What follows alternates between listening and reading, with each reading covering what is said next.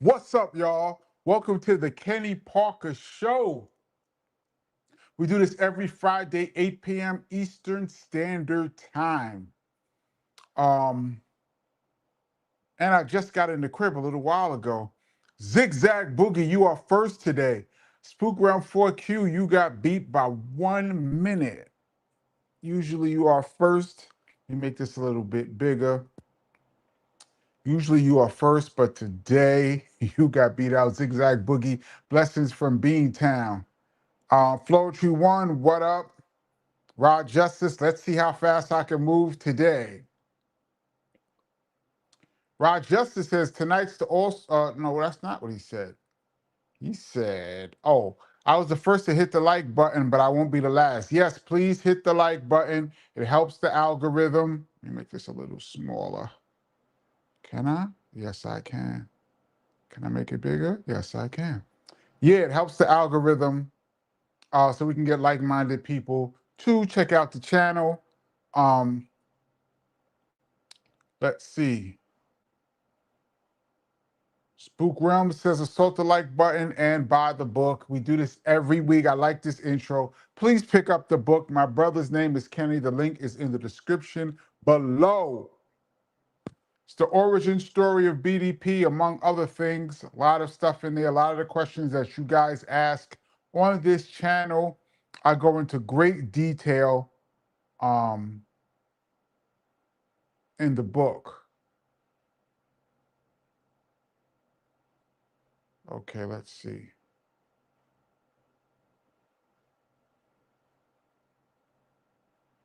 Gregory Nettis, what up? Says, yo, Kenny, on eBay, they are selling KRS-One, still #1 on March 1997 for $139. Were you still a member of BDP at that time? I'm not sure. I'm still #1 in March 97. Yes, I was still a member of BDP at that time. I was a member all through the 90s I'm still a member. Um, I just don't DJ day to day anymore. KRS-One's son, Prime, is the DJ. Big up to my nephew. Um, but yeah, all through the 90s into the 2000s, I was down with BDP. Even though BDP was different then. It was the BDP crew, not the Boogie Down Productions. Uh, I did a breakdown on who are the members of Boogie Down Productions. If you haven't seen it, I know everybody here subscribed and has seen most of the videos.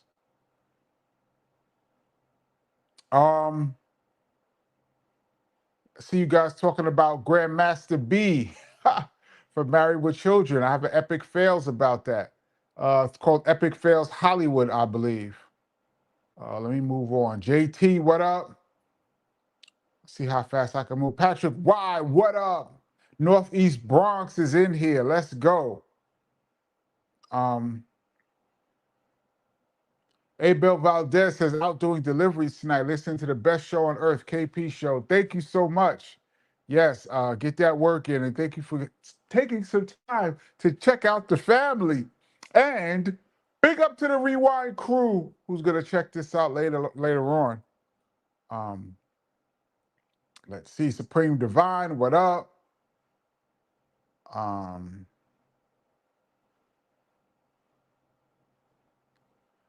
JT says no guest this week. Then not this week. KP hinted that it was possible. Who would it have been? Well, I can't tell you who would it have been, but the scheduling didn't work, so not this week. Still trying to land some people working on it. MMA Crossfire, what up? Bill Shapiro, what up? Um, Jack Swagger says, we got the mad crew up in the house. Big up to Willie D of BDP, rest in peace, who was saying that line. We got the mad crew up in the house. That's from Return of the Boom Bap. I believe that's the song. Is that the song that Dre sampled? Buck, booyaka shot. From Keep the Heads Ringing. I believe it was from Mad Crew.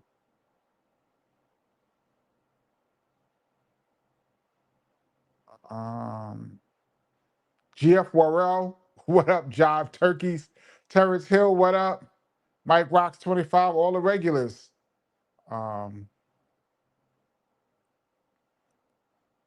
Let's see. Trying to move fast. Dan Marasuti. Jack Swagger. Did I say Jack Swagger? MK Ultra. What's up? Terrell McMillan says, my man KP, what's good, bro? What's good? Did y'all get hit with the tornado storm yesterday? New Jersey did. I believe that was in different parts of the area. No, I didn't see any tornadoes where I'm at. A tornado? No, I didn't even hear about that.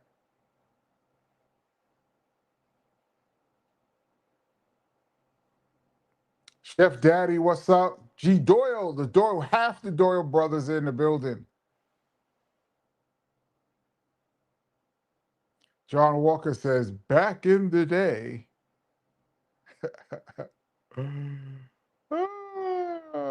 Paul Lepe, peace.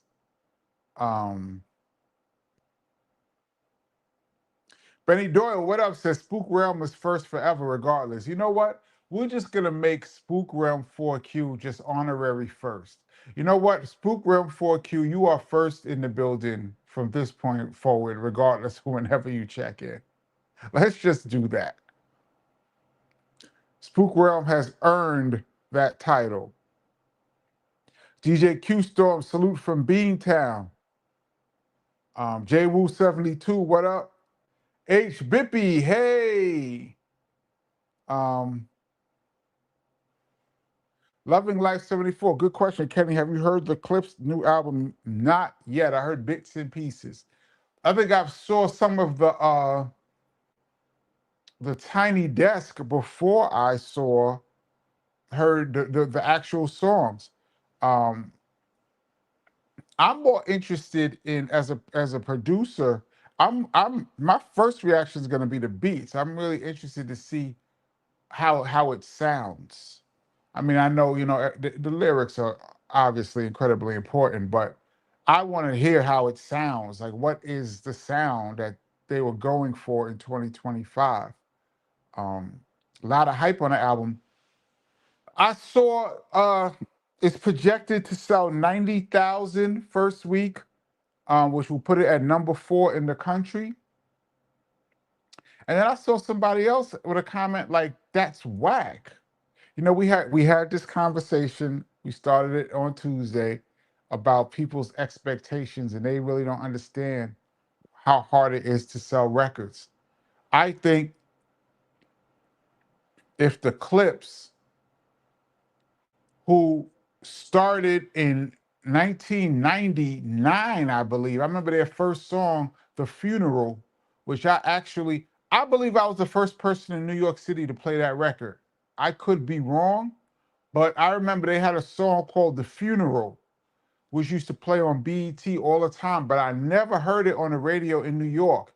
And I mentioned on this channel that Funkmaster Flex used to have guest DJs on Thursdays at Hot 97, which at that time was the number one channel, was the number one station in the biggest market in the country. And he would have guests come up. So he let me come up on a Thursday, and he gave me 2 hours the whole night. And an hour and a half of it was throwbacks. But the first half hour, I played some unreleased, some new BDP stuff that was just coming out. And I played the Clipse Funeral because I really liked that song. And I believe, I could be wrong, but I believe I was the first one to crack it off, definitely on Hot 97. So I say all that to say, I had to throw myself into the mix. The Clipse have been out for over 25 years. Pusha T is pushing 50 years old. For him to make a song, both of them, big up to his brother Malice, for them to make an album that comes in number 4 in the country after 25 years, pushing 50 years old, without a big pop single is an incredible feat. 90,000, they're probably on their way to at least a gold album. Um, so no, I haven't heard it, but I'm happy for them to do numbers. Now, I don't know what people were expecting the Clipse to sell, but I think 90,000 records for them in this day and age, which puts, I see it puts them at number 4, which means there's only 4 other albums that sold more than them this week. So I think that's good, but I'm going to listen to it. I want to hear what Pharrell is doing first, and then I want to hear the lyrics.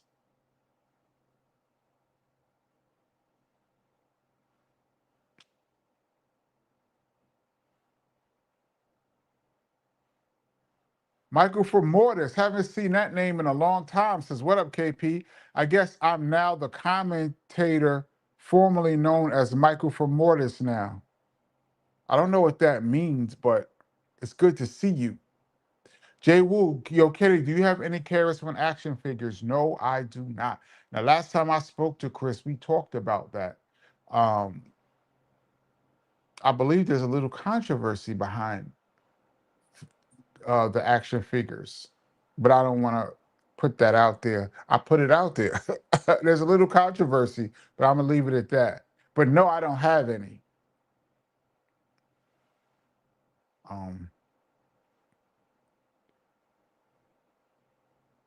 Crusher Blackwell, Heather B should put out a sequel to Take It Mine. That album was amazing. That would be dope. Heather dropped another album called Eternal Affairs. I believe that was in 2003 or 2002. I was not on that album, but and then she was doing some work. She was gonna do an album, I believe, in 2009, but then it didn't work out for some reason. And now she's in the radio heavy. So, but that would be dope. I'd be down to do the production.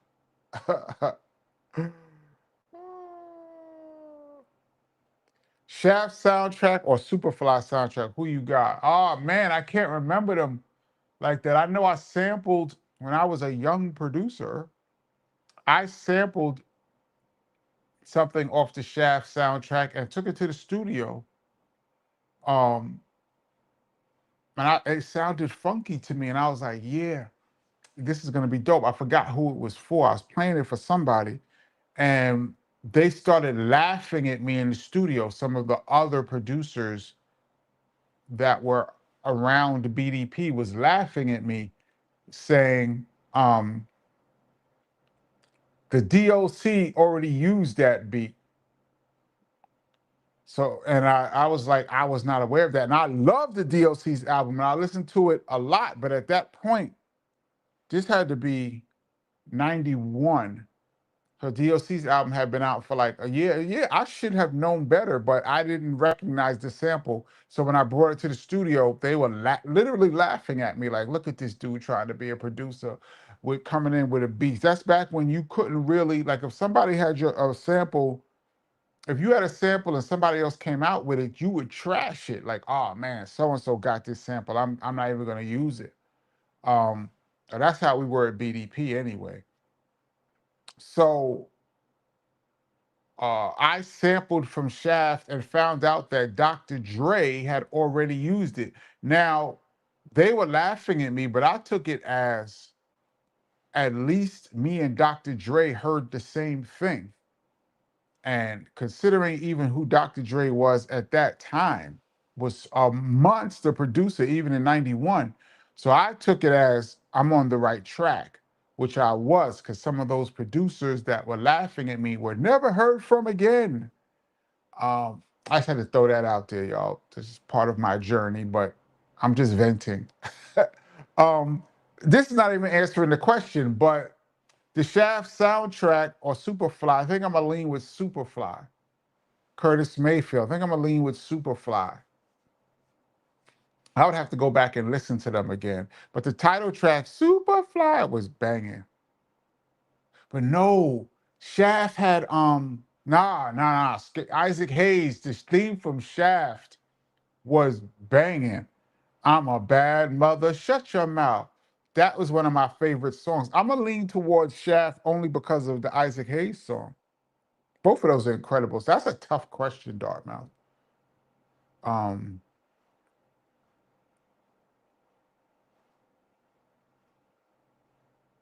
let's see.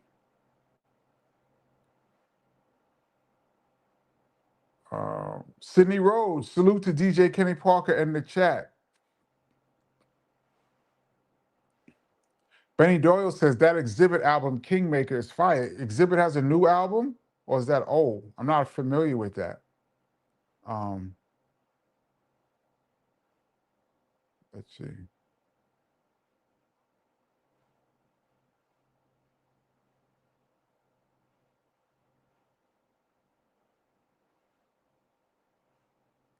I don't know about this one. It says one hit wonders. We were talking about that on Tuesday. I didn't really care for that term. It says Cameo made Word Up in 1987. They are seen as a one hit wonder. It was their 13th album. I don't know if you consider Cameo a one hit wonder because Word Up was their biggest song, but Candy was also a huge record. And in New York, I don't know about anywhere else, but all of their songs are playing on the radio daily. She's Strange was huge. Um, Even did they have a song called Rigor Mortis that was in like the 70s that was playing? Ah, I can't get my Cameo in my mind. I know She's Strange was big, and I know Candy was still huge. Matter of fact, when I DJ, Candy actually gets a bigger response than Word Up. They had a couple more too. It's just not hitting me in the top of my head. They had a couple more that were big songs. Back and forth, our love goes back and forth and back. They had a few records that were, I guess, R&B hits, but Word Up would be their biggest pop song. I don't know if I would put Cameo in that conversation, but Michael Ball says, "What up, KP? Back to the live. Thank you for returning."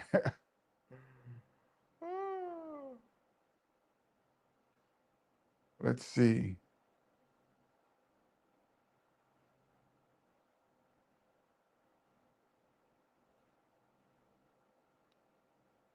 What is this? Black Pudding TV says Controller didn't sample Sound of the Police.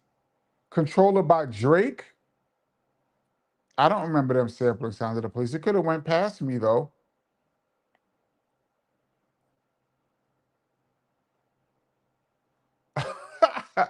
Jack Swagger says, H. Bippy, you like Haley's Comet. It's a special occasion when you come out. Yeah, H. Bippy peeks in from time to time. But H. Bippy is family to the channel. Um, Joey Joe says, Cameo being called the one hit wonder is hilarious. Anyway, Alligator Woman was my favorite song by them. Yeah, I don't see them as a one hit wonder. Corey Flood says, no one considers Cameo a one hit wonder. After Word Up, the next single was Candy. I didn't know it was after, which also hit the top 10 of Billboard Hot 100. Yeah, that's you hit the top 10 of Billboard Hot 100. That's actually a smash. Not today because the charts are different today. But back in the day, you hit the Billboard Hot 100 top 10. That was a gigantic record. Um, Sidney Rose says Cameo had a gang of jams. Yeah, I feel so. I don't know what part of the country or world that you're from. Um,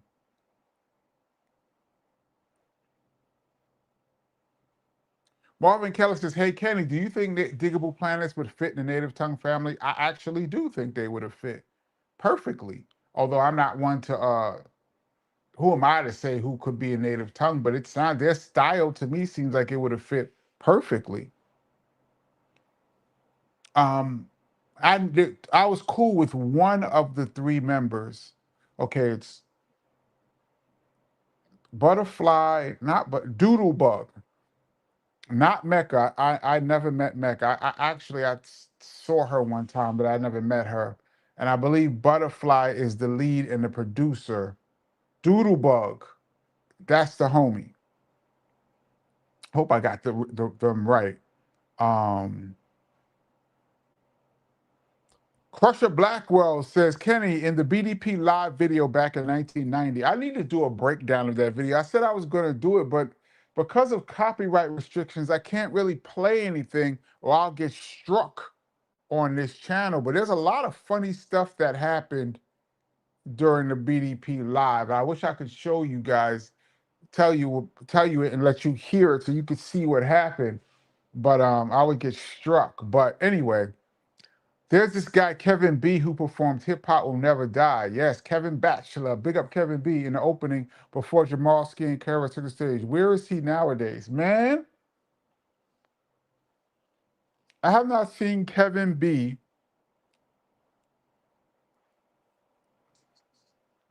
easily since like 94, 5, something like that. He was originally signed KRS-One's Edutainer Records was originally supposed to be the Heel Project, Jamal Ski, and Kevin B. That was the original crew. Jamal Ski ended up signing with Sony, and so that didn't work out. And Kevin B, I don't know why that didn't work out, tell you the truth. Kevin B, it didn't work out, and then the next people in line to sign to Edutainer, which was going through Elektra, was Heather B and a group called Skadanks. Shout out to Rocket T. I don't even know if Skadanks' album ever came out. I know Heather's album on Elektra never came out. We were working on that, but it never came out. I don't know if Skadanks ever came out. But Kevin B was supposed to be signed to Edutainer Records. And that song, Hip Hop Will Never Die, I remember Biz loved that song. So much so that he asked Chris to get it. He wanted to get that song and use it and sing it himself. And KRS would not give up that song. He's like, that's Kevin B's song. You know, it's on the live video, but Biz wanted that song so bad. Hip Hop Will Never Die. It would have been interesting to see Biz's take on that song. But yeah, that's my information on Kevin B. Kevin Batchelor. I have not seen him in over 25, maybe 30 years. Easily. CMC's technique in class, once again, thank you so much for your contribution to the channel. Salute KP, and I'm going to get you, sucker. What happened to the portable turntable D-Nice had? Great question. And who is Mick Boo? He always shouted out on his records. I go through the whole breakdown of who was in Boogie Down Productions on this channel. There's a video called Who Are the Members of Boogie Down Productions? I go through everybody who was in the group from the beginning to the breakup of BDP. But to answer your question, Mick Boo, that's my dog, is D-Nice's cousin and DJ. Well, he was D-Nice's DJ when D-Nice was a rapper. I saw Mick Boo maybe a couple of years ago. He'd be dope to come on this channel because he was rolling with BDP for a minute with D-Nice. So Mick Boo is D-Nice's cousin and DJ. What happened to those turntables D-Nice had and I'm Gonna Get You, Sucker? That was a monumental moment for hip hop to have a rap group in a movie. Not only did they do a song, the theme song for I'm Gonna Get You, Sucker, Jack Spade's theme song, but they were in the movie at the end. And they originally asked, I think I mentioned this before, they originally asked Eric B. and Rakim to do the song. And for whatever reason, I don't know, Eric B. and Rakim did not do the song, so they asked BDP to do the song, and what we got was a brilliant record called Jack of Spades. KRS watched the rough of the movie and wrote a whole song about the movie that ended up being a hit, and a dope video with all the BDP leathers. D Nice, I believed, produced the track or co-produced the track. Um, just dope. That was before my time in BDP. I came right after that.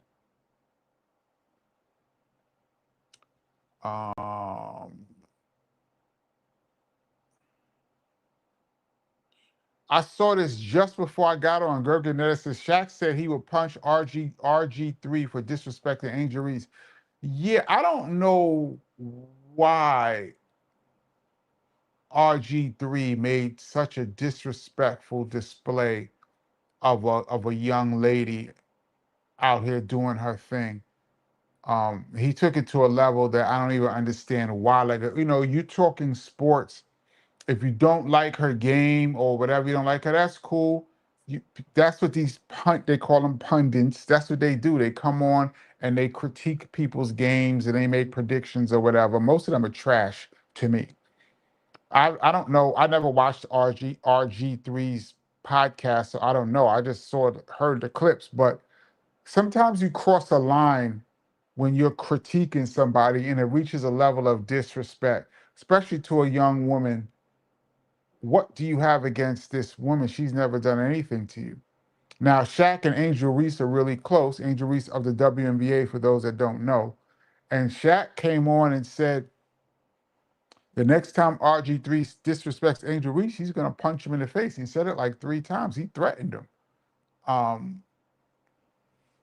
Obviously, if Shaq punches RD3, that's a whole lawsuit. But I can understand where Shaq is coming from because it's ugly. And as a person, I watch the WNBA a lot actually, so I'm very familiar with Angel Reese's game, and she's an all-star too, by the way. So this is not a good look for RG3, but I saw that. I'm gonna say big up to Shaq. I've never met Shaq, but I seen him in a club. He is the biggest person I've ever seen in my life, easily. And I mentioned this. I'm repeating myself, but I saw Dikembe Mutombo in a club too, and he's taller than Shaq, but Shaq looked so physically imposing. Um, Joey Joe says the beats in the Clipse album are okay, but that's just me. I gotta listen. I mean, this is I mean, I'm assuming Pharrell did most of the production. Um, I want to see what's the state of the art sounds right now. Um,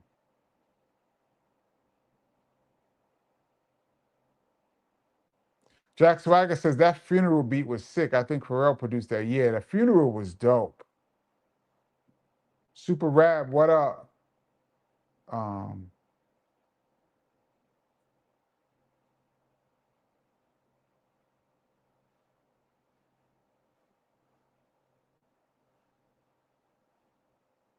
Sweet Goldilocks, what up? Um, BR Valentine, what up? I hadn't seen you in a minute. Says didn't hear all of Clipse yet, but the mainstream too hype over it, so I may wait to check it out. Yeah, it's getting a lot of buzz, but also beef. Seems like everyone who drops an album now, it has to be some beef connected to it or some drama to create chatter online. I don't know if this beef with Pusha T, he just a few people. I never met Pusha T or the Clipse or Pharrell, so I don't know them from Adam. Um, but I would love for someone to put out music and just let's hear how it sounds without the extraness that goes on. But that's the world we live in today. Um, he says, BR says, plus Sonics I heard so far too polished for my taste. I don't have a problem with the polish. I haven't heard it, so I don't know how polished it is. I just want to hear what is considered bumping because it's getting a lot of positive reviews from what I see. So I want to hear like what is bumping in 2025. I'm going to listen to it. Views Review says Grinding wasn't a pop hit single, but Grinding was not a pop single, but it was a big, I think their biggest records was probably Grinding. That was a big rap record. And the one they did with Birdman, what happened to that boy? Brr, what happened to that boy? I remember that was kind of playing, that was playing a lot. I don't think the Clipse ever really had a big single, not even a pop single, but like a R&B big, like a big radio record. I think Grinding might have been the biggest radio song they ever had. And that was in like '02, something like that. So for them to be still selling, man, I tip my hat to it.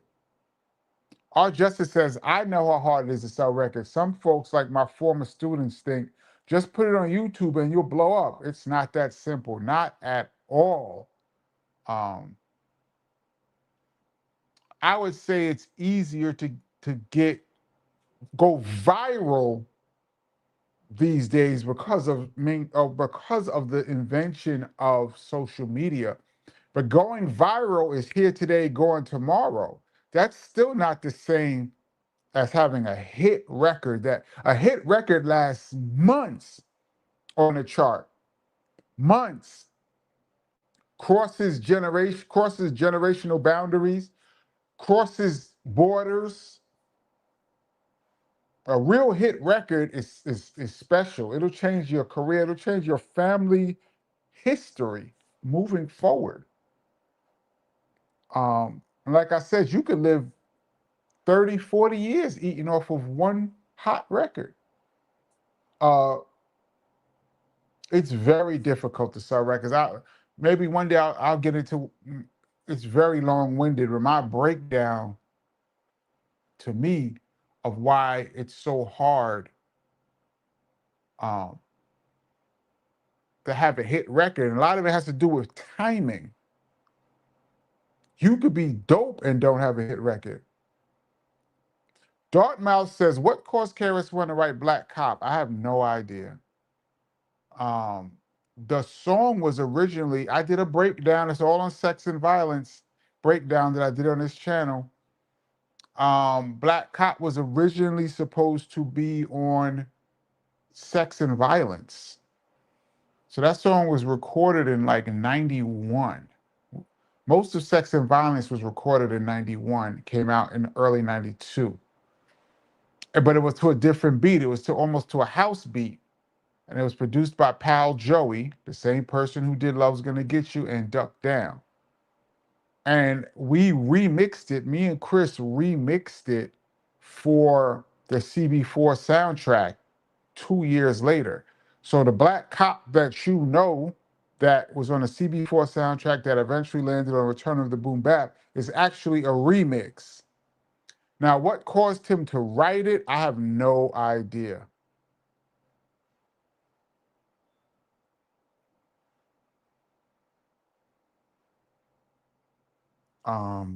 Let's see.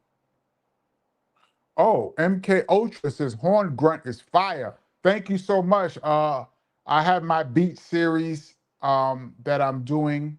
I'm just posting beats in their rawest forms. Most of them are like straight out to SP1200, and they're older tracks. I'm just trying to see where my head was at a couple decades ago. But most people have never heard them, so they're older tracks to me, but they're new tracks to you guys. So Horned Grunt is the last one that I put up a couple days ago. Thank you so much, MK Ultra, for checking that out. And I hope you guys get a chance to just give a quick listen to the beats that I'm putting up. I'll probably put up another one in a couple of days. H. Bibby says, MK Ultra, I concur about Horn Grunt. Thank you, H. Bibby. Oh, I'm getting a lot of love for that. Spook Realm says MK Ultra Horn Grunt was straight classic. Thank you. Maybe I can get somebody to jump on that. Joey Joe says, yeah, Heather's so-called second album was good. Premier had produced a joint on it too. Yeah. I believe Preem was on it. Pete Rock was on it. Few people. Yeah, that's Heather's second album, but for us, that's Heather's fourth album. Actually, we had a fourth album that we were working on in '98. We never went in the studio to record it. She has a song called Do You, which was a single in '98. That was gonna be the start of that album, and we never ended up recording it because she left MCA Records. But yeah, the album that she dropped, which is her second album, Heather has 2 studio albums. Her second album for us is like 4.5, almost 5. Patrick Wise says Superfly all day. Curtis Mayfield killed that. He did kill that album. But I loved Shaft theme song so much. This is interesting. Jack Swag says, KP, did BDP get any negative impacts from the Sound of the Police or Black Cop? Not that I know of. I thought we was going to get some heat from Black Cops, but I've never, this is a question that KRS would answer better than me, but I've never seen any Black Cop not, say, what the hell was that? I've seen Sound of the Police. I've seen police officers play Sound of the Police from their police car over the intercom. So instead of playing the siren, you hear whoop, whoop. That's the Sound of the Police. That is on YouTube, I think. Mad funny. I've seen that a couple times. It's crazy how Sound of the Police is one of KRS-One's signature songs, and it wasn't even as big in '93 as it probably is now. As far as people knowing, if you ask people, name 5 KRS-One songs, if they're younger than like 35, the first thing they're probably going to say is Sound of the Police. Step Into a World, I think.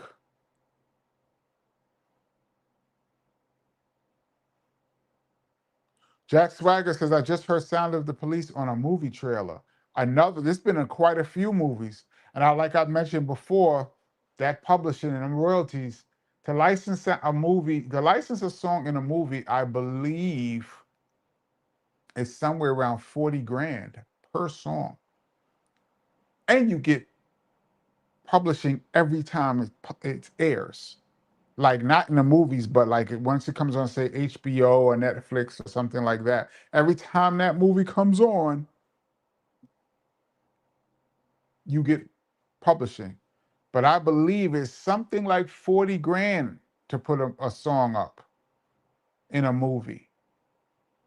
I think television is like 25,000, something like that.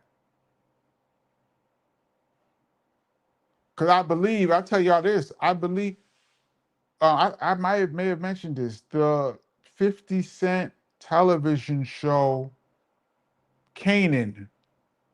Is it Breaking Canaan? Being Canaan? Canaan, whatever Canaan. They reached out to me because they were going to put We In there in the television show. I guess the scene was set in 1992, and they were gathering songs from that era to put in the Raising Canaan. That's what it's called, to put in that television show. And they reached out to me for We In It. They said, I got a contract and everything. And I believe it was somewhere around 25. total. Like, whoever has publishing, you split it up amongst whoever has the publishing, but I believe it was around 25. Then they ended up not using the song. I was tight, and I didn't know they didn't use it because they gave me a preliminary contract, which basically said, if we use this song, will you give us permission to use your song if we choose it, is basically what it says. And then if they choose it, I guess you get a second contract. So the first contract was like, sure, if you want to use this song, we in there, you go right ahead, 50.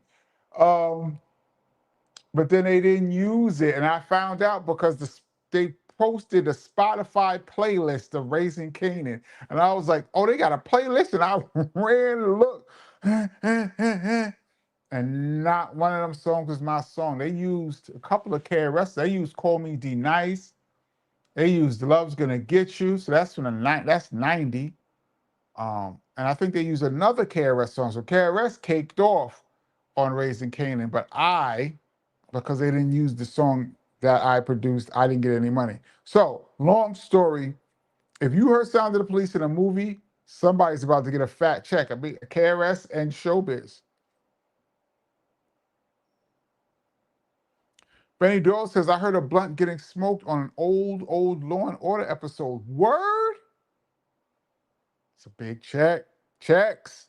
That's why publishing is so important. I talk about it all the time on this channel. It's the gift that keeps on giving, man. And once you make a record, and if it's a hot record that somebody either uses again, licenses, put in a commercial, or even sample, you don't have to do any work. The work was done years ago.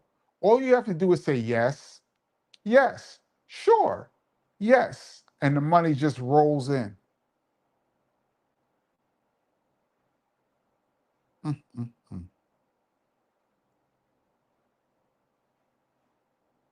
Sidney Rose says Shaft won an Academy Award for best song from a movie.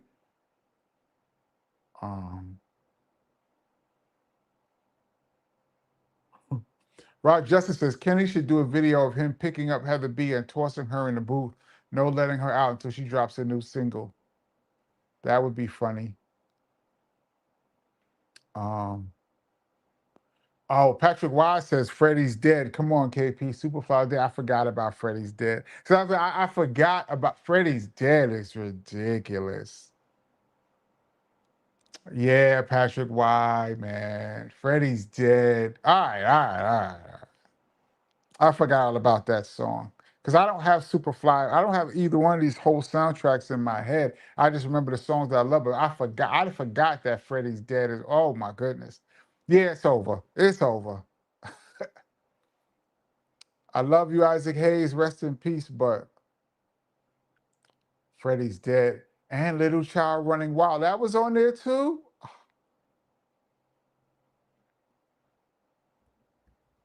Y'all just bludgeoning me now because I'm your pushers on there too. All right, man. All right, y'all just beating a dead horse. Okay.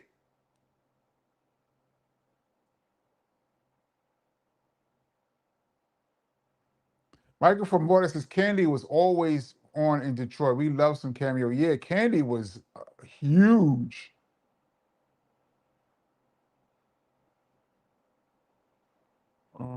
Oh yeah, Dartmouth says Single Life. I forgot about Single Life. That record used to play a lot in New Cameo. I see, like I said, I can't speak for other parts of the world, but in New York City, Cameo was huge. Single Life used to play a lot.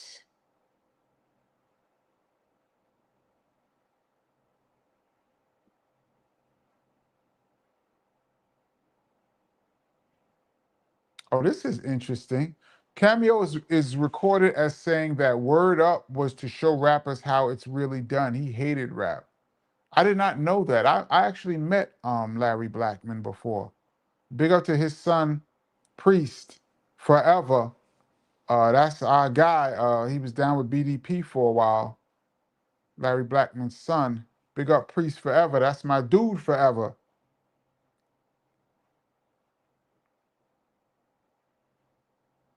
Joey Joe says, just like Candy still gets played every day on R&B radio. Yeah, I would imagine on all of the uh, throwback stations, just like Candy is a classic. And I think there's a line dance to that too.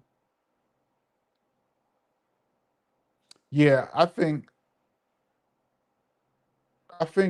calling him a one-hit wonder. Since Cameo had hits on the black charts, but Word Up was the one that crossed over to the pop charts.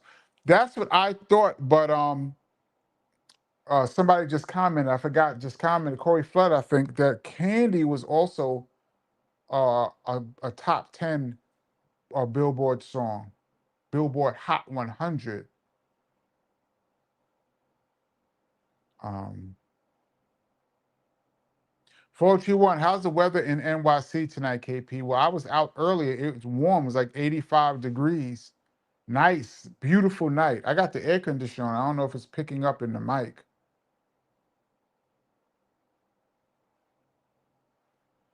Patrick Wise says Cameo is a legendary group. Sometimes people forget the legends. It's similar to Wilt Chamberlain not being mentioned in the GOAT conversation. Well, that's a different, because Wilt Chamberlain is more like a greatest of his stats. If you compare Wilt Chamberlain to the NBA to somebody in music, his stats would be like Michael Jackson's numbers or the Beatles. Wilt Chamberlain's records in the NBA, Wilt Chamberlain has the record for most records in the NBA. And he doesn't get mentioned in GOAT conversation because a lot of people who talk are too young, and a lot of people felt that he was just bigger than everybody else. But I disagree with that, because he was bigger than everybody else, but also he was an incredible athlete and an incredible ball player. I mean, I'm not going to go deep. I could talk about Wilt Chamberlain all day. Like I said, I used to read his books as a kid. Um, it's a shame. These all of these greatest of all conversations are just. I saw the ESPN top basketball players of all time. The list was decent, but they had Kobe at 11. I cannot see Kobe Bryant at 11. Can't do it.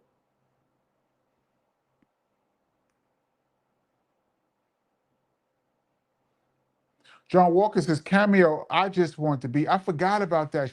Shake your pants to rigor mortis and just be yourself with jams. I forgot I just want to be. I forgot that was Cameo. Yeah, they have a lot of records, man. Um, DJ Robinson says, Cameo, a one-hit wonder, that's asinine.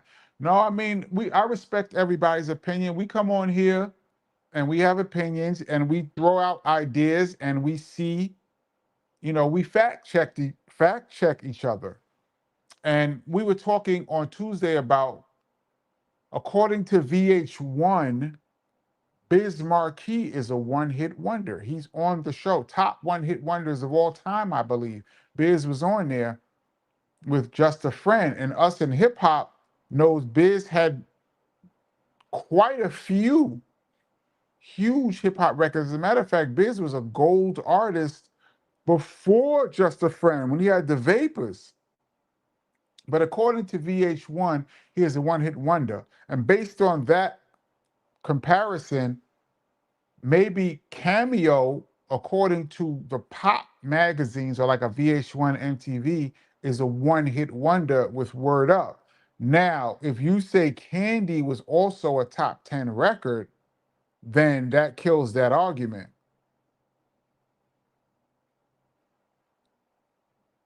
Anyway, what's up?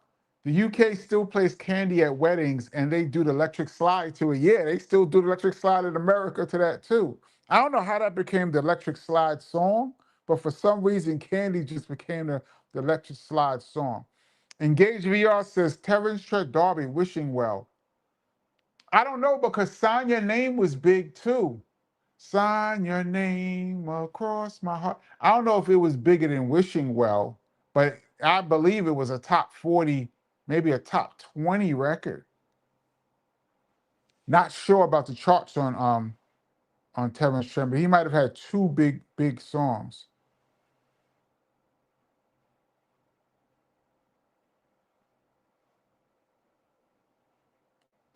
Boo's Review says, I was referring to VH1. They also mentioned Candy too, but they aren't seen as black radios. But they aren't seen as black radio saw them. Yeah.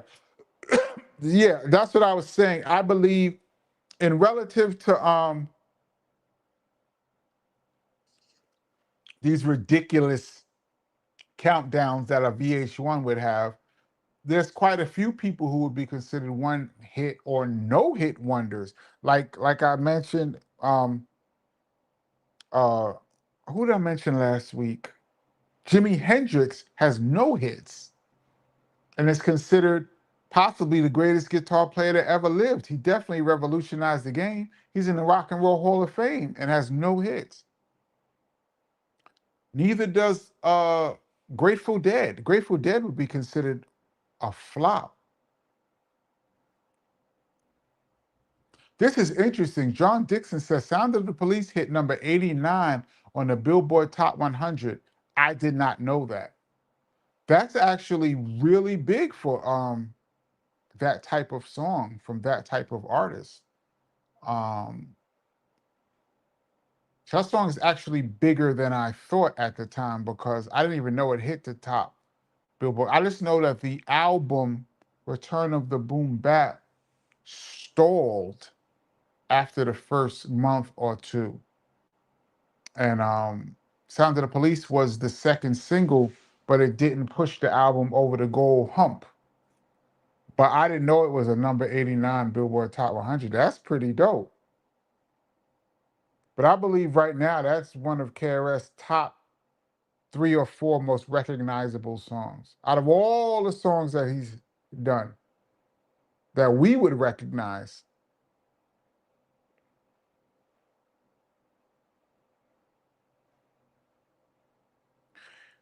Engaged via YouTube says Bobby McFerrin, Don't Worry, Be Happy. Now that would be I don't want I need a better term.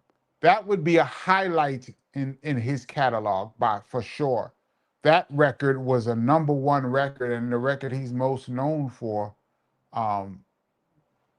And it so far outshines the rest of his catalog as far as commercial success. Yeah, that's a good. Now that would be a great call. And I used to like that song until Chuck said, "Don't worry, be happy" was a #1 jam. Damn, what he said? Damn if I played, you could slap me right here. Once Chuck D said it was whack, it was whack. And I used to like that song. David Alston says, "Hi, Kenny. Who is Mel Quan and going way back? Is it Melly Mel?" No, I believe Mel Quan is one of Just Ice's. Is that his brother? We had Just Ice on this channel. I believe he was the first remote guest that I had on this channel. So it had to be like a year and some change ago. We had a great conversation on here. I know all of you people saw it, but if you're new to the channel, go check that out. I don't know if he mentioned that, but I believe Mel Quan was one of his people. I know there's quite a few. I know a Mel Quan. That's one of them names that in the hood everybody knows a Mel Quan. A good example of a one-hit wonder is Rockwell's "Somebody's Watching Me." Absolutely. Um, that was a huge record. Michael Jackson is singing in the chorus, which helped it immensely.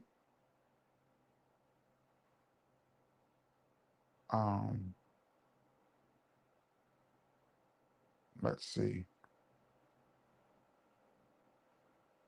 I'm behind. I'm kind of behind, so I think I'm gonna jump up.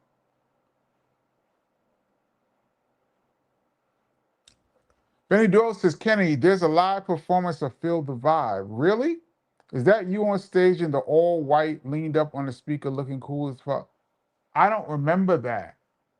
Was it to the same beat as Feel the Vibe? Because I know Chris has done those lyrics.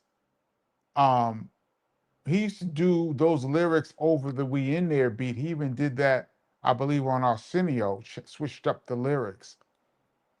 Is that Feel the Vibe to the Feel the Vibe track? I don't even remember that. I'd have to see it. What we're going to do right now is jump 50 comments. Sorry, you guys, if I didn't see your comment. And I'm going to land right here.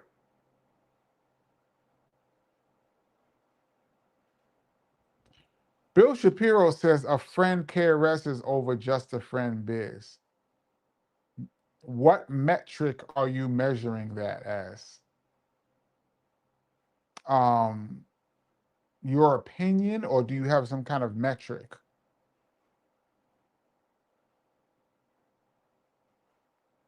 Flochi says, "Do You" was ill. Thank you so much, Flochi1. Yes.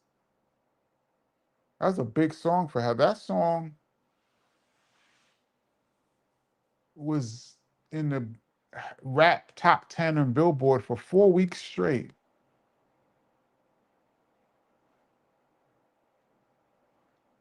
Jack Swagger says, Kenny already spent the money in his head. Hell yeah. I think you're talking about that we in there money for that 50 owes me. Matter of fact, I'm gonna say 50 owes me that for gassing me up to believe they was gonna put that song in Raising Canaan.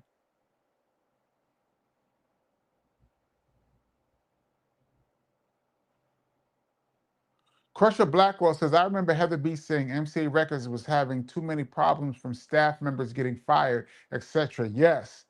The song Do You was a smash gold single. Is that correct? No, it was not a gold single, but it did very well. It made the countdown of the top 75 rap records of the year of 98. Like I said, it was in the chart for 4 weeks in the top 10. At that time, it did well for MCA, and we were working on more songs. And then the whole thing, because the A&R that signed us, I believe, was Hank Shockley from Public Enemy Bomb Squad fame. And he left MCA.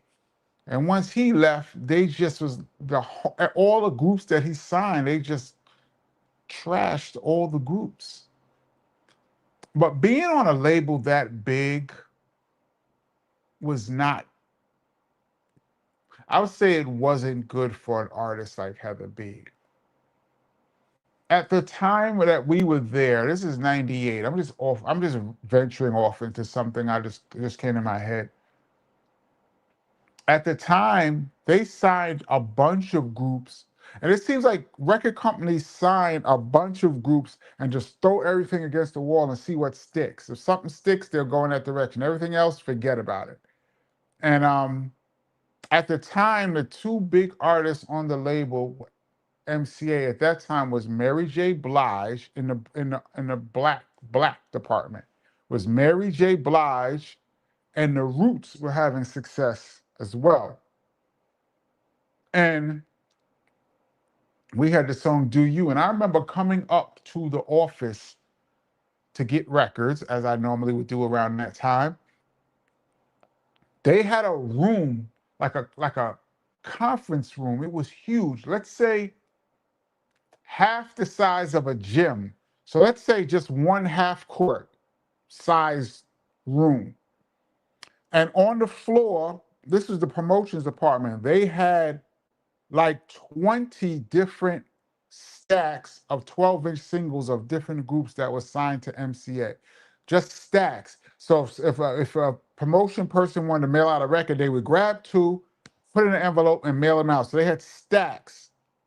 So I just went over there to look at the stacks of records. And this is one of the top 4 biggest labels at that time, maybe of all time in music, MCA Records.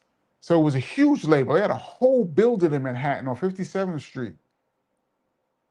And I went to look at the groups. This is just the urban department. And there was like 20 groups against the wall. I didn't know any of these groups. And I was a DJ playing in clubs. And I didn't know any of these groups. And I'm going through these records and I'm like, they're signed. These groups are signed to MCA Records on a major label, and they are piled up against the wall, and nobody, the hip hop audience doesn't even know who they are. It was sad. It was a sad for me to look at that. I'm like, this is somebody's career just leaning up against the wall, and nobody gives a shit up here because they're so big and have so much money. I just thought about that when you mentioned MCA. But yeah, Heather said they had a lot of staffing problems there. I believe the A&R that signed Heather got fired. The A&R under him got fired. It was just a hot mess, and we left from there. So, but yeah, thank you for checking out that song, Do You.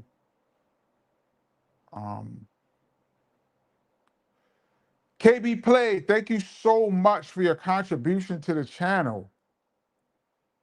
Says, KP, I believe Jimmy did have a top 20 single on Hot 100 with All Along the Watchtower. I remember that was Jimi Hendrix song. I know he had like Purple Haze. I know he had okay, I stand corrected. Then he would be considered a one-hit wonder, Jimi Hendrix. I did not know Along the Watchtower hit number 20. Was that while he was still alive? Because he may have hit the top 100, after he passed or whatever. When he was still alive, when he was still alive, did it hit the top Hot 100? That's a great comment. Thank you for clearing that up.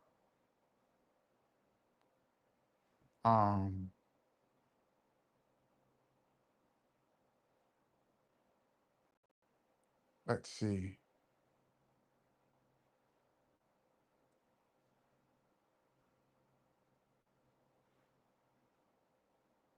Floji1 says, Yo, KP, if someone buys your beat, do they just have to layer their vocals on the net as it is, or can it be EQ'd and mixed to sound less rough, more polished? I don't know. I mean, it's up to you.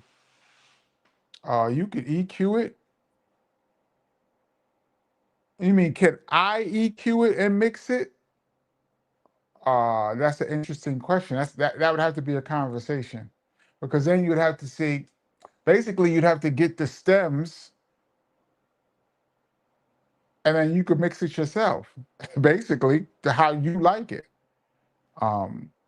The reason I put the beats up for people to buy is because people were asking me as I put up the beats, how can I get this track or that track?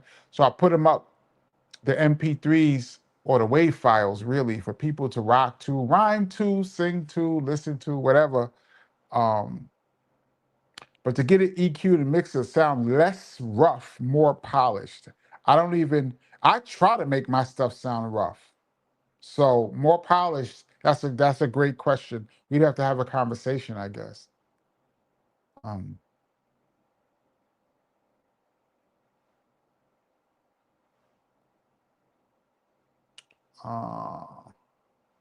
Patrick Wise says to KP, body blow, body blow, body blow. The winner is Superfly. Yeah, it is. I'm just getting hit with all kind of lefts and rights that I didn't even see. I forgot all of them songs on Superfly. That's a great soundtrack. Wow. FU2, KP, what it do, man?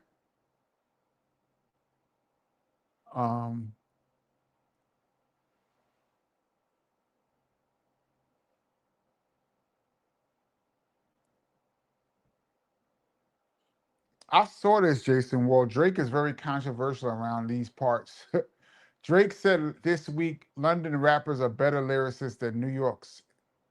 I thought he said American rappers. I don't know if he said New York City rappers, but I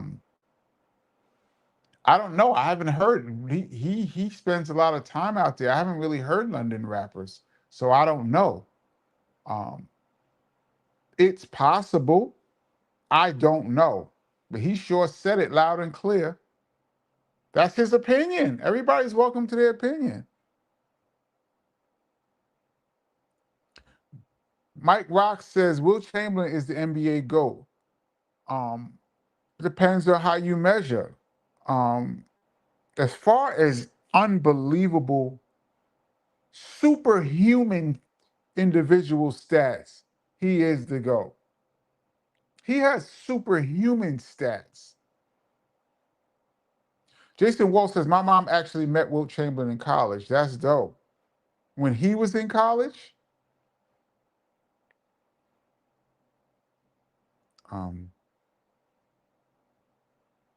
let's see. MK Ultra says Bill Russell's the GOAT. Well, it depends on how you measure. Are you measuring championships? What he has, 11 championships in 13 years? That will never, ever, ever, ever, ever happen again. I believe 8 of them was in a row. He won 8 championships in a row. But you also, back in that time back in the day, the NBA only had 8 teams. And the Celtics was stacked. Celtics had like 5 or 6 Hall of Famers on their team at one time. Yeah, they won 8 in a row. Bill Russell was a great, great defensive player and a great leader. But his team, he was on a super team. So I don't know. But it depends on how you measure. For me, Michael Jordan is the greatest of all time, to me. Chef Daddy says The Vapors was a major hit. A major hit.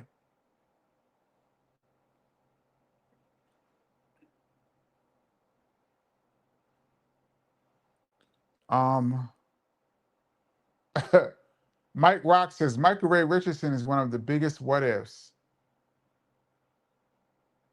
I got 2 Michael Ray Richardson stories. He was not a nice person when I met him.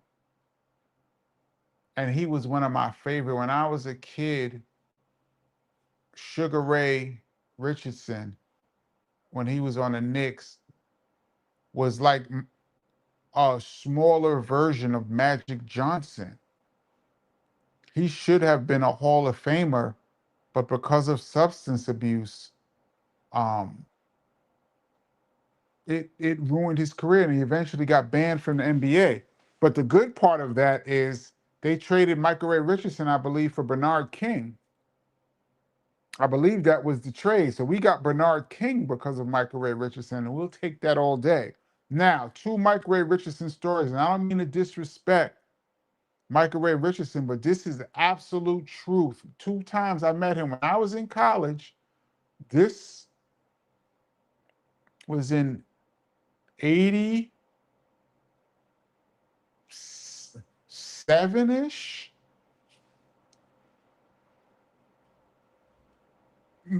Michael Ray Richardson was playing in this summer tournament. It was like a summer, like a pro-am tournament. I can't remember what it was called, but they had like a lot of college players that got drafted. It would be like a summer league is like now, or like a G League. But it was in New Jersey, and it was at my college, St. Peter's University. Big up St. Peter's University. And so a lot of pros and semi-pros would be coming in the building. And Michael Ray Richardson, by this point, he was just out of the NBA. So it could have been 88 or 87. He was just out of the NBA, but he was playing in this league. And I was walking with a girl who was on the women's basketball team. Her name is Faith. Big up Faith. Me and her were walking out of the gym because the women and men, our practices ended around the same time. We were both walking out, going towards her. He didn't know what my relationship was with her. She happened to be a really good friend of mine, but we were walking out of the gym and he was coming in.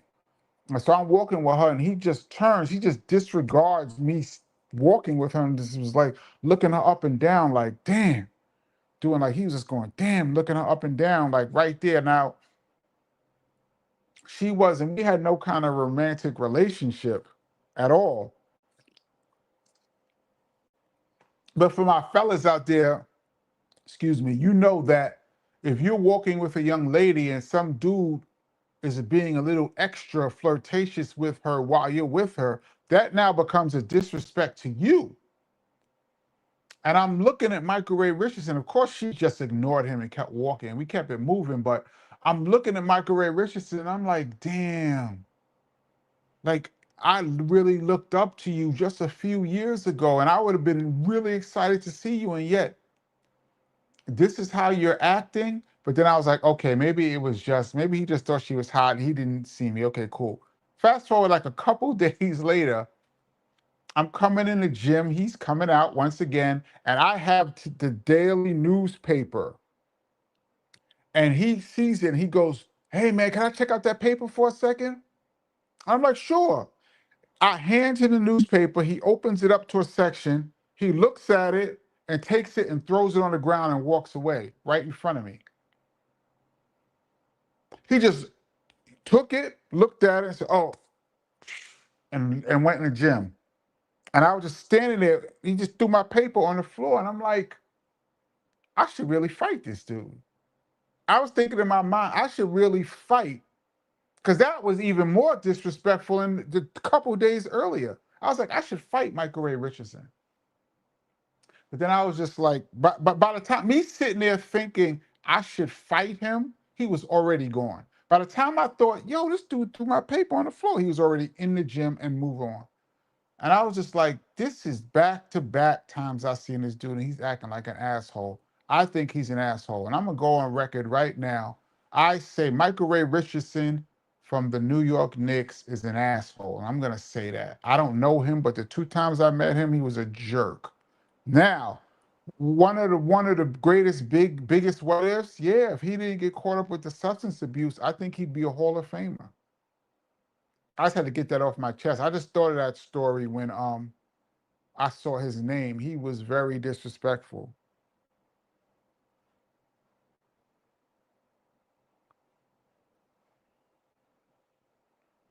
Jason Walls, because Grateful Dead had a big hit in the mid 80s, Touch of Grey. Really? I don't remember that song like that, but I guess so.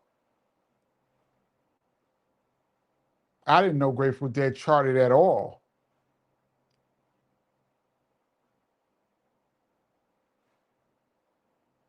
Def Rocket says Purple Rain was a Jimi Hendrix classic. Yeah, but was it we're talking about measuring things on the Billboard Hot 100 as really a top 40 record, top 30 record is really like the measuring stick for a hit mainstream.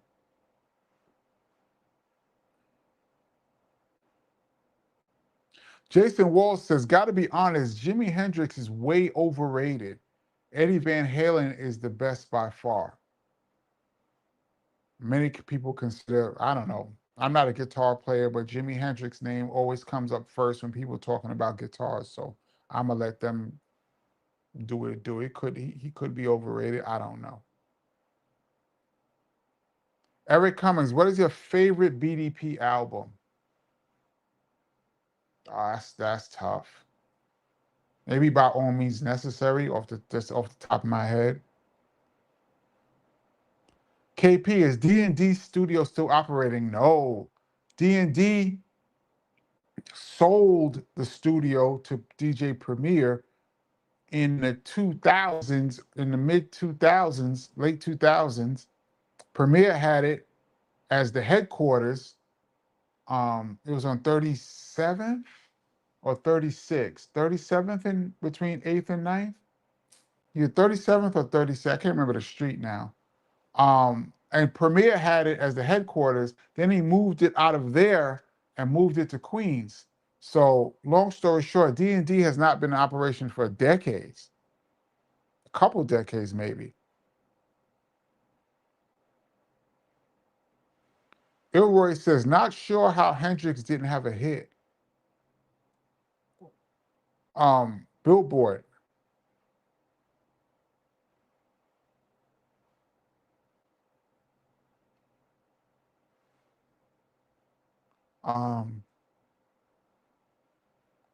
Great Beard says Hendrix didn't have hits. I disagree. Well, what was his biggest hits on the? Somebody tell me what was his biggest hits on the Billboard chart when he was alive?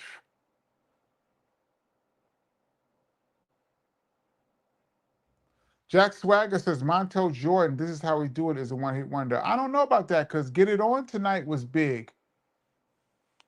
Get It On Tonight was a big record too, if I recall. I don't know if it was as big. It probably wasn't as big as This Is How We Do It, but that was a big record. Return of the Mac, Mark Marson. That's a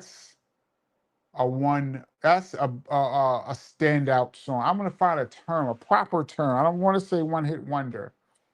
That's a standout song.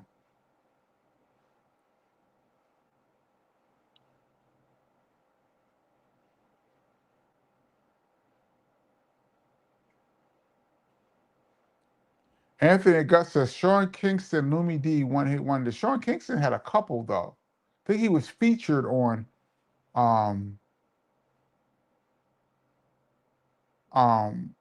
he was featured on a couple of hits. He didn't have just You're Just So Beautiful, Girl, because I think he had what's that record? Fire Burning? Fire Burning was a big record too for Sean Kingston, who's about to get like what, 10 years in jail. Him and his mother had some kind of scams going on. Just in the news like 2 weeks ago, Sean Kingston's about to get like a decade in the joint. Shout out to Lumi D. That was a big record. First of all, anybody on that Diwali rhythm, I think that's one of the greatest reggae tracks of all time as far as success. There's like 3 or 4 top 10 records off of that one track. And then there's a bunch of other records that we played in the party that from that Diwali Rhythm album. Because Lumi D had a hit, Wayne Wonder had a hit, Sean Paul had a hit. These are all top 10. For a reggae record to go top 10, that means it's gigantic. And all 3 of them songs were top 10s. I think Sean Paul went to number 1. And Lumi D was big, was up there, top 10, and so was Wayne Wonder. And then there's a couple others on that album that I used to play. I think Elephant Man had a dope one on there, but yeah, big up Lumi D. I wonder what she's doing now. Benny Joe says, Feel the Vibe Live was at the beginning of Keep Right DVD. I did not know that. I have that DVD. Or do I have the CD? Is this the same thing? I have the Keep Right CD. Is it a DVD as well? I never seen Feel. I don't think we've ever did Feel the Vibe with the actual beat and the rhymes together, in my recollection.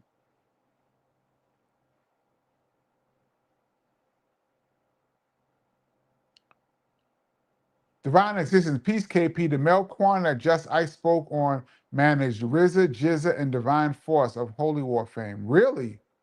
Because he's talking about going way back. So he's talking about a Mel Quan from the early days of hip hop. It could be, I don't know.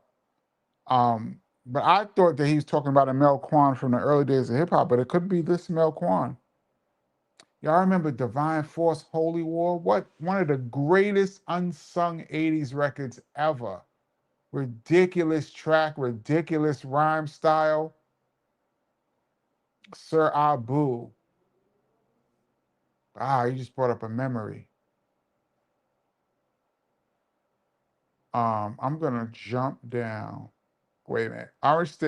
Aaron Stamper says one hit wonders Orange Juice Walk in the Rain. Yeah, that's I think he wrote some hits for somebody. I think he wrote for somebody and had another hit, but for him, yeah. Let's see. Let me scroll. I'm gonna scroll down. I'm gonna go all the way to the bottom. Oh man.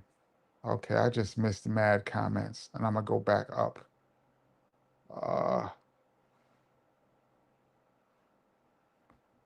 KB Play, once again, thank you so much for your contribution to the channel. Says Hendrix was alive when Watchtower charted. It was on the Electric Ladyland album, but someone who I believe didn't have a US hit is Bob Marley.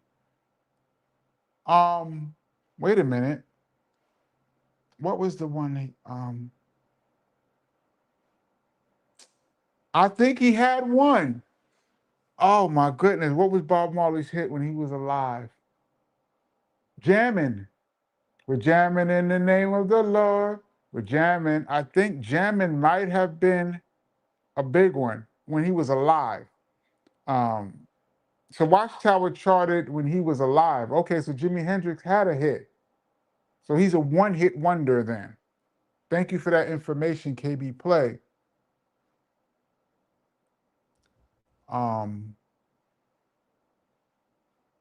Let's see, where am I?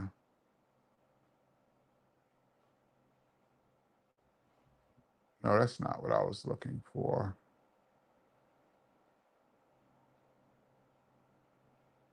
Jason Wall says, I Shot the Sheriff was a hit, but done by someone else. Yeah, didn't Eric Clapton do that? Took his song and made it a hit? Kenny Burke, Rising to the Top, one-hit wonder. One-hit wonderful, yeah. Was that even a hit on the pop chart? That might have been an R&B hit, but yeah. Now this, Vicky Sue Robinson turned the beat around. A lot of the disco artists had one. That would be in that category.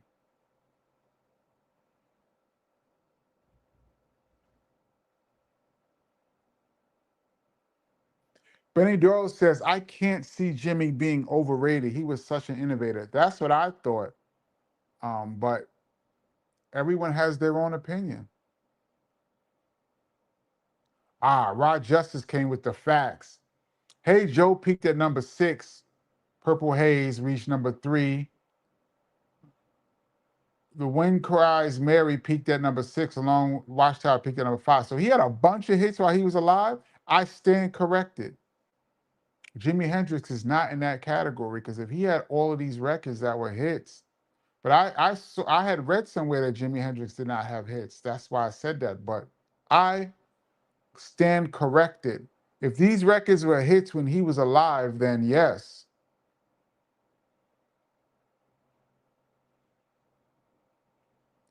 Rod Justice says, in the United Kingdom, UK singles chart, Hendrix had more commercial success. I could see that.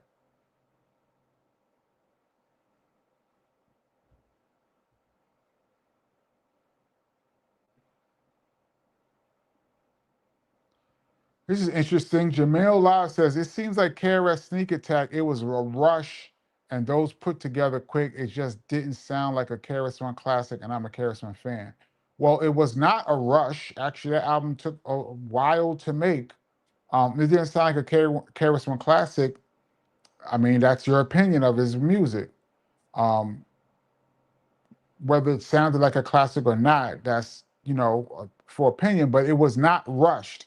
I remember because there was an album that was supposed to drop in 98 that didn't drop. And then KRS left Jive, and then I think Sneak Attack came out in like 01. Yeah, no, it was not rushed. Maybe you just didn't like the songs. Maybe you just didn't like the songs, which is perfectly fine.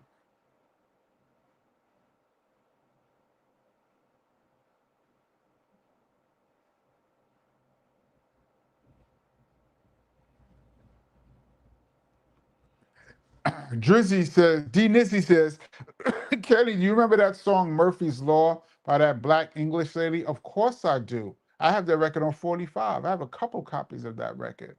Murphy's Law, the group was called Sherry, Cheri.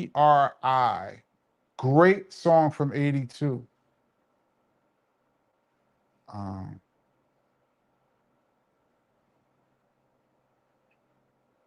Hell yeah, I remember that record. You're going to make me sing the whole song right now. Rock Justice says, in the United States, Billboard Hot 100, all along the Watchtower, peaked at number 20 in 1968, his highest charting single in the U.S. Yeah, so that would be his biggest hit. He's a one-hit wonder. Jimi Hendrix. Um, so who was posting that he had all of these records in the top 10?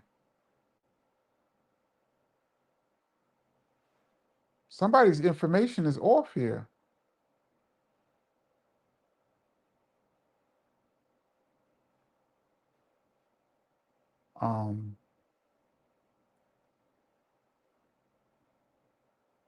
Jason Wall says Wayne Wonder, No Letting Go was the jam back then. Yes, it was, man. That track, anybody on that track wins. Def Rocker says, Sir Ibu, let's walk this dog. Yeah, he said that was his intro. Let's walk this dog. That record was so dope. Sir Ibu, what are you doing these days?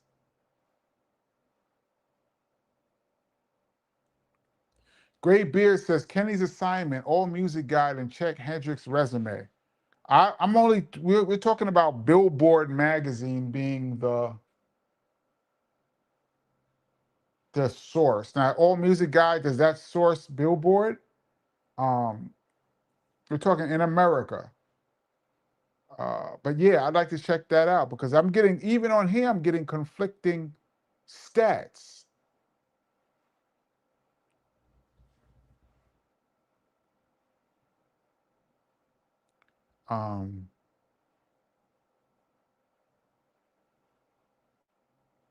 Let's see.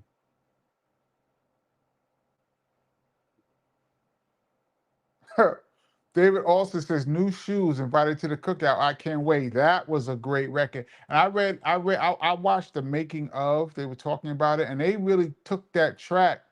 They were trying to copy the message by Grandmaster Flash and the Furious Five. That tempo, and they were trying to make an R&B record, and they made. I can't wait was banging. Doom, doom, doom, doom, doom. That bass line, whatever keyboard or sound they used to make that bass line was ridiculous. Musical Use, Past the Dutchie, that's another one. That was a top 10 reggae record in 82.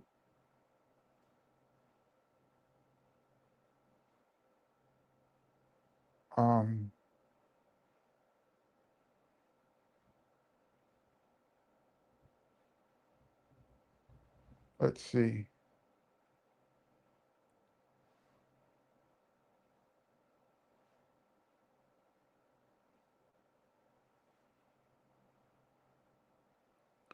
Rod Justice says, statues are good.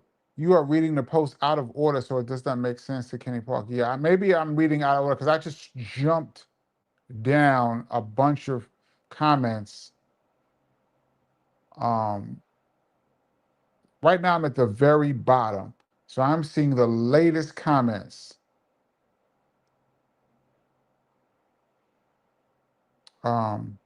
David Alston says, Kenny, do you ever talk to Diamond Shell, the Grand Imperial? I have not talked to Diamond Shell in a long time. That's Biz's brother. That's a good dude, though. I haven't talked to him in a long time. Casey Ligon, I don't recognize that name. Are you new to the channel? Says Jimmy was only considered a one-hit wonder in America. His other top 10 hits were on the UK charts. Yes. Now that makes more sense because I was saying, according to the charts, Jimi Hendrix did not have big singles in America, and he's considered by many to be the greatest or the most innovative guitar player that ever lived. But I'm talking in America.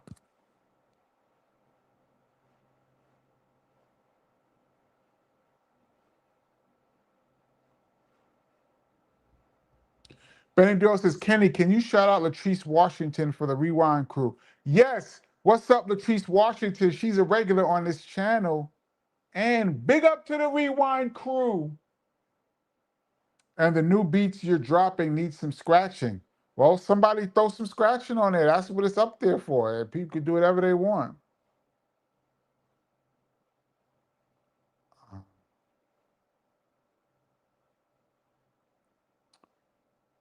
Mauricio One says, Kenny, what is your opinion on the hibbity bibbity dibbity sibbity DOS effect style on rap?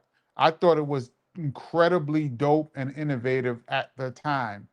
And I think it was so dope that it got bit by so many people that by the time DOS Effects came back out, they couldn't even do their own style. They sound like they were biters of their own style.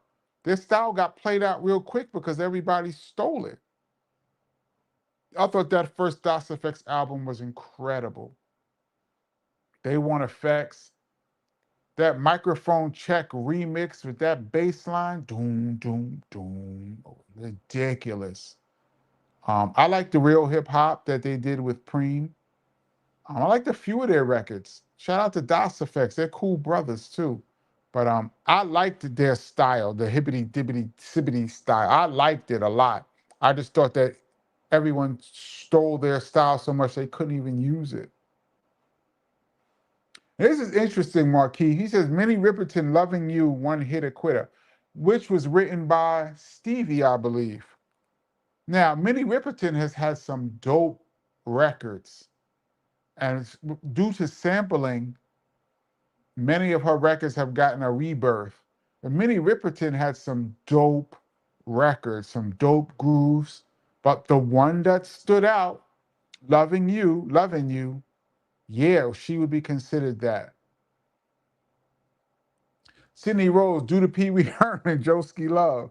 Although, he used to have a record called Say Joe that I used to like. It wasn't a hit, but I used to like that record. Shout out to Joeski Love. I used to see him in the party from time to time.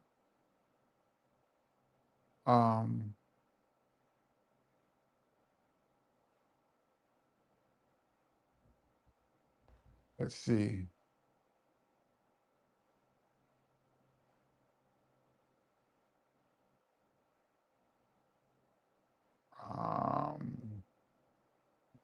This is a weird comment, but I'm gonna let it seems like we're not going to see KRS on your show until next year.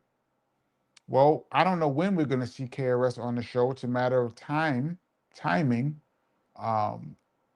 But this is the Kenny Parker show, so you will see Kenny Parker every week.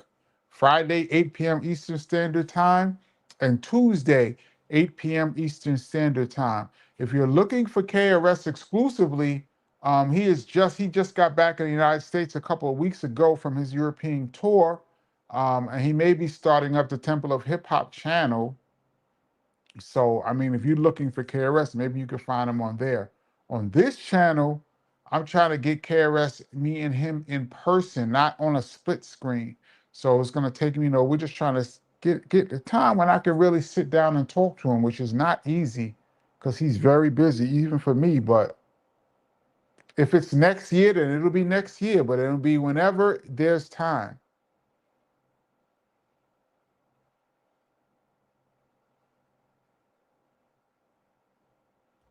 Rosmel says, Marquis Bankroll, she had Inside My Love and Memory Lane. Those were great records, but were they hits?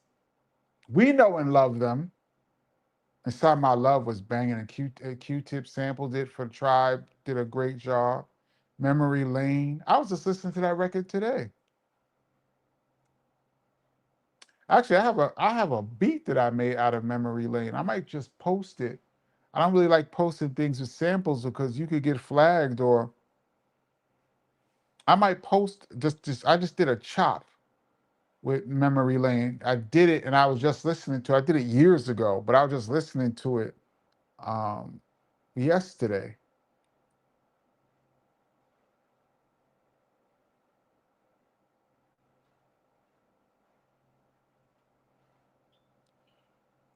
Philly She says, now Stevie produced Loving You, but Minnie wrote the song with her husband. Thank you for clearing that up. I thought Stevie wrote it and produced it, but he just produced it. That's a great record. This is one of the records that just sounds good the first time you hear it, and it sounds good every time you hear it. And one of the great vocal performances because of her octave. It's a shame we lost her too soon. And like Gregory Nettis said, it's 9:31 in my Kenny Parker voice. It's actually 9:34. So I'm gonna wind this down, but I want to get some more comments in real quick before I jump off. Cutie Pie says, Sir Mix-a-Lot, Baby Got Back. Even though we talked about this Tuesday, because I liked My Posse's on Broadway. That's actually my favorite Sir Mix-a-Lot record. But Baby Got Back was such a huge record that it just overshadowed his whole career. Remember Put Him on the Glass? That's the follow-up, I believe. But I loved My Posse's on Broadway.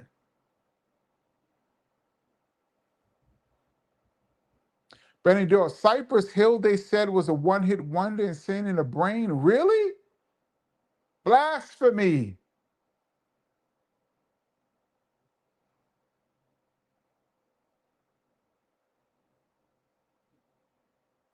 Def Rocker says, are you coming to NJ Pack to see free performance for MC Light August 7th?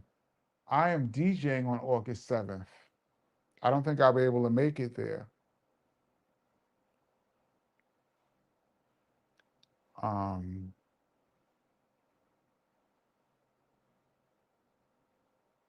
This is an interesting take, Ilroy. In my opinion, a one-hit wonder makes the hit record and becomes irrelevant. Hendrix is very relevant in music to this day. That's an interesting take. So you're saying the person has one hit and then we never hear from them again.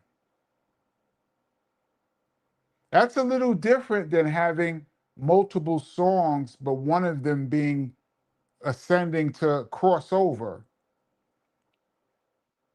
That's very interesting.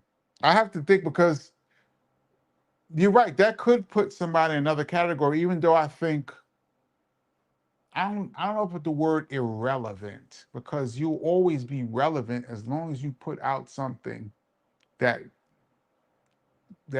did what it did. If you ever made a hit record, you will always be able to go places with it, even 30 and 40 years later. So I guess you mean, because when you say irrelevant, no longer in the spotlight, we gotta get a definition for irrelevant. But I like your comment. I'm about to jump off, but I really would like to get into this, Ilroy. Ilroy, Tuesday, 8 p.m. Eastern Standard Time, God willing, I will be back up. Ilroy, if you could remind me and bring this up, because I really want to get into that. What do you mean by irrelevant? And because there's kids out here who would say Hendrix is irrelevant. Somebody on this channel just said Hendrix is overrated. So what do you mean by relevant and irrelevant? But I like that. I like what you're saying. Please remind me of that if I don't remember on Tuesday, please.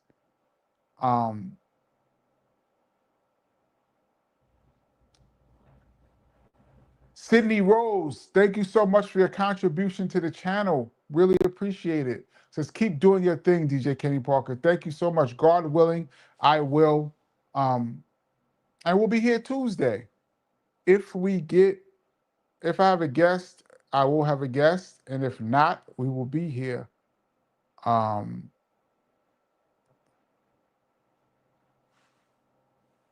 Let's see. And I knew this too, Def Rocker. Minnie Riperton's daughter is Maya Rudolph from Saturday Night Live. I knew that. Billy Paul, Me and Mrs. Jones, One Hit a Quitter. He had another record I used to like. Did he make Let's Make a Baby? Let's do it, let's do it. Did he make that song?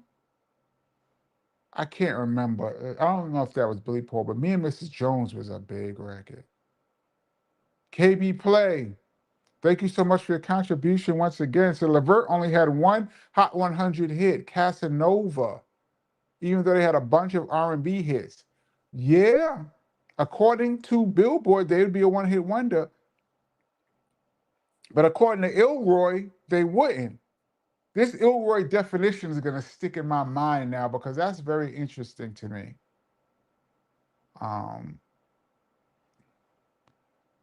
I'm saying I'm getting off, but I'm seeing these comments that I like. A perfect example of a jazz group having a crossover hit was Crusaders' Street Life. Yes, Crusaders, who was sampled by numerous rappers, was a straight jazz group that made mostly instrumentals, I believe. Straight jazz, made many albums, and then all of a sudden, They throw, oh, what's my girl, the vocalist? Oh my God, I love her too. Because she made Knocking on Heaven's Door over too. Oh, I can't remember her name off the top of my head, but they threw a vocalist on that record and it became one of the biggest records of the year. Street Life. She had such an amazing voice too. Oh my goodness. I can't believe I can't remember her name today. Killing me. All right. I'm getting off. I keep saying I'm getting off. Joey Joe says Tom Brown's Funky for Jamaica. Could you believe it was only a couple years ago that I realized I was watching a documentary, and I love to watch behind the scenes of makings of records. And he was talking about Jamaica Queens. All that time I thought he was saying Funkin' for Jamaica was about Jamaica funk, talking about going down to the islands. He was talking about Jamaica Queens. That's where they're from, and never knew that. All right. All right. I'm getting off this channel. Tina Marie had multiple records. Come on, man. Randy Crawford. Thank you so much. I could not get her name. I love Randy Crawford. All right.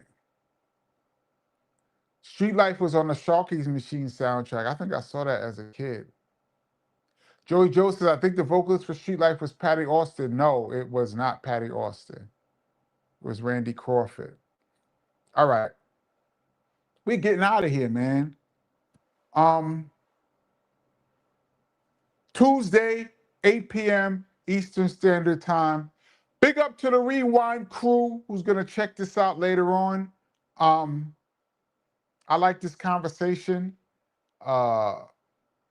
Ilroy, please remind me on Tuesday if you can, because I want to get, what do you mean by irrelevant and relevant? Because that's even a topic. When you say somebody's irrelevant and relevant, that's a touchy subject I'd like to touch. All right, we're out of here. Tuesday, 8 o'clock. I'll catch you guys later. Peace.